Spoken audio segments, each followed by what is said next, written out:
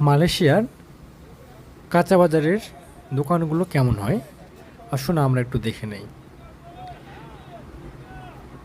এখানে বাংলাদেশের মতোই সব প্রকার সবজি পাওয়া যায়। সবজিগুলো অনেক ফ্রেশ ফ্রেশ। মালয়েশিয়া সাধারণত পাম চাষ করে থাকে। পাম চাষের পাশাপাশি এরা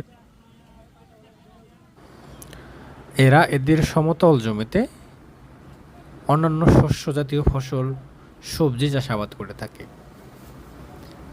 এরপরেও এরা যতটুকু চাষাবাদ করে থাকে সেগুলো দিয়ে এই দেশের চাহিদা মেটানো সম্ভব হয় না।